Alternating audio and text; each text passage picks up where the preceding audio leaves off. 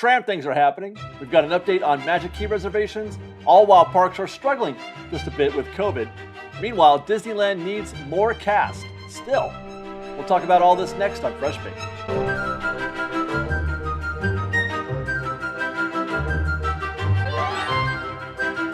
Hello again, everybody, and welcome back to Fresh Bake. We've got news for you this week, and we're going to start with some news about the Disneyland Trams, as it looks like things are starting to warm up just a little bit. First, it sounds like things have improved just a bit in the working tram department. In our last update on this topic, we mentioned that we had heard that there were only 4 trams in operation. They were testing 4 trams, and I was a little bit concerned that maybe 4 trams wasn't enough to handle what is sure to be high demand for the trams. People want these things back. Looks like the fleet has grown since then, and we now have 7 operational trams now. Testing is ongoing. Things appear to be moving forward, and that includes some kind of work on the tram route, the pickup and drop-off area in downtown Disney. That entire area has been fenced off from one end to the other. Fences just went up, though, so it's probably too early to say what their purpose is.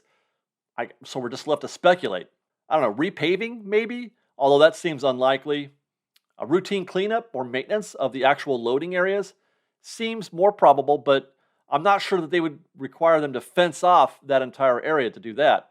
It's an interesting development nonetheless, one that we're going to keep our eye on in the coming weeks. Also, on a side note, if you prefer to walk, I guess it's obvious now at this point to say that this path, this route is no longer available or will be no longer available. If you want to walk, you're going to be taking the Pixar Pals Bridge again through the downtown Disney parking lot and through downtown Disney. And I'm expecting its original access point to downtown Disney to be restored. That is the ESPN Zone entrance.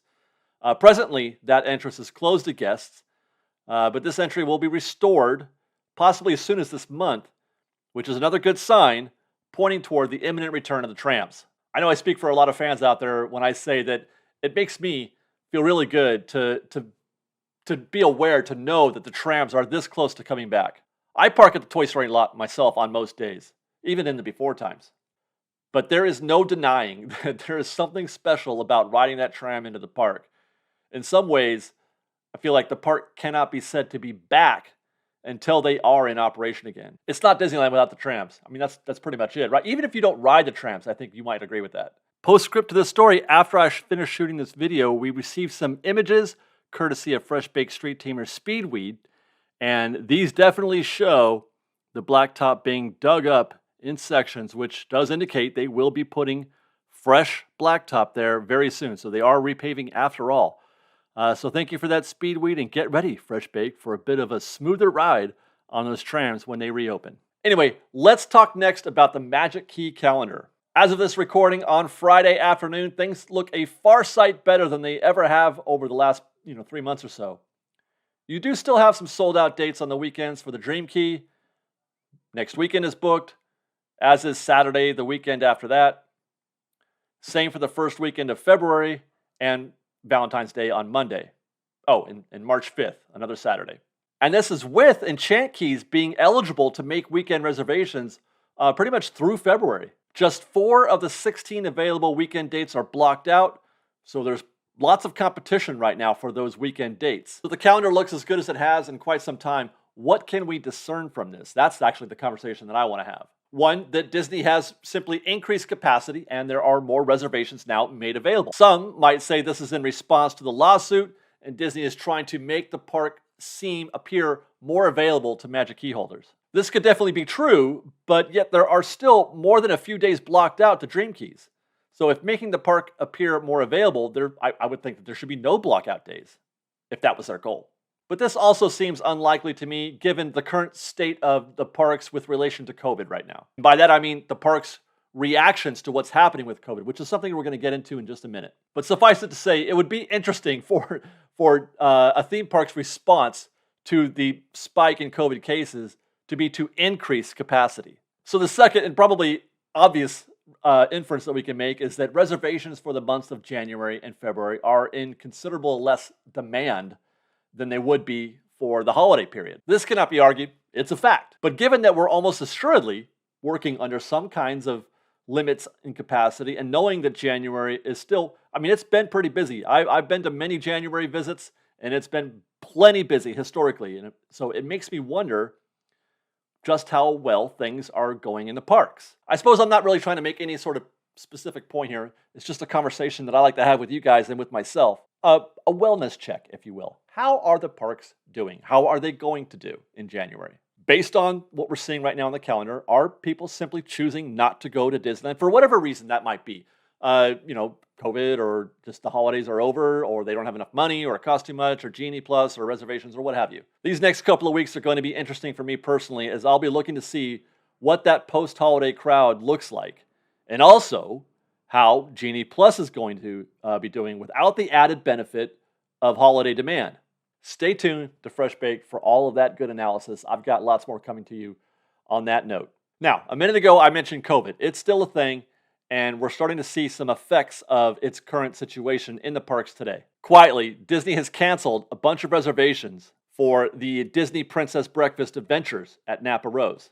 Not a big deal, but it's a thing. Reservations were canceled specifically because of COVID, because if the cast is sick, there's no show. Now, those reservations are going to be rescheduled, mind you, but it's still a thing that they're having to deal with. Meanwhile, the Hawkeye Stunt Show has also been canceled, as I understand it, for similar reasons, and it's been replaced with the original Avengers Stunt Show at Avengers Campus. Then you've got cast being cross-trained all over the park for any number of reasons, because they're having shortages.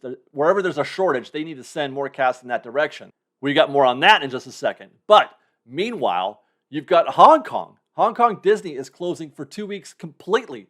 Everything is closing, the whole park, for 2 weeks because, again, of a spike in COVID cases. I will note, though, that Hong Kong is not directly managed by Disney, so this decision is not one that the Disney company personally had made.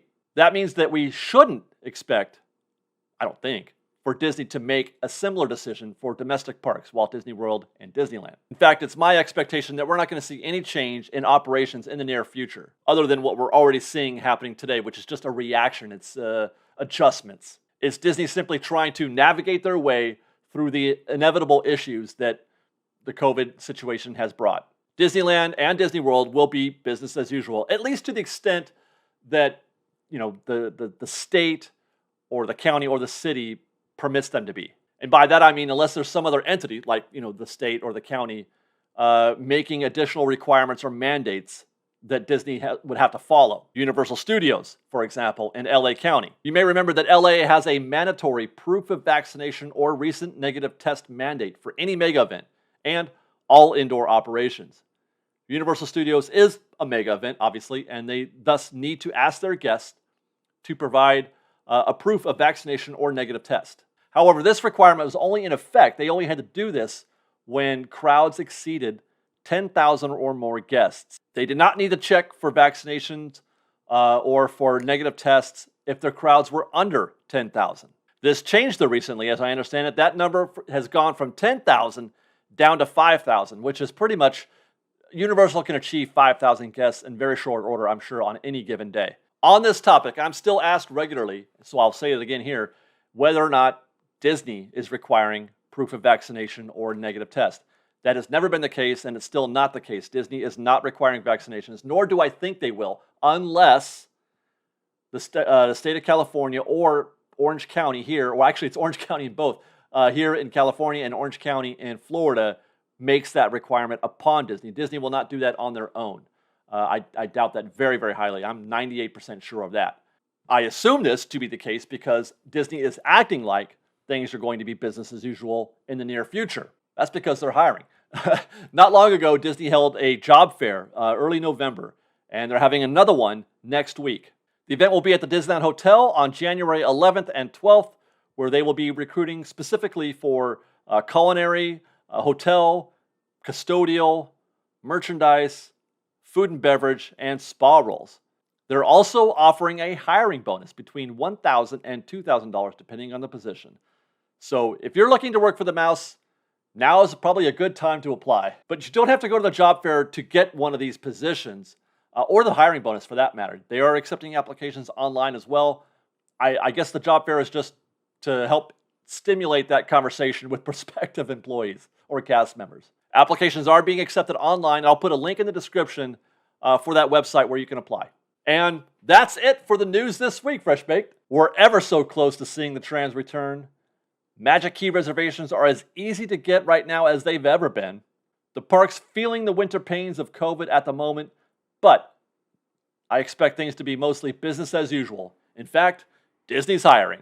And with that, I'd like to say thank you very much for watching, everybody. Follow us on Instagram at _FreshBaked, on Twitter at FreshBakedDisney, that's fresh with no E, and on TikTok at FreshBakedDisney. If you like our show and want to show you support, please do consider joining our Patreon campaign at patreon.com/freshbaked. Otherwise, thanks again for watching, everybody. We love you very much. Be safe out there. Be kind to one another. Fresh Baked.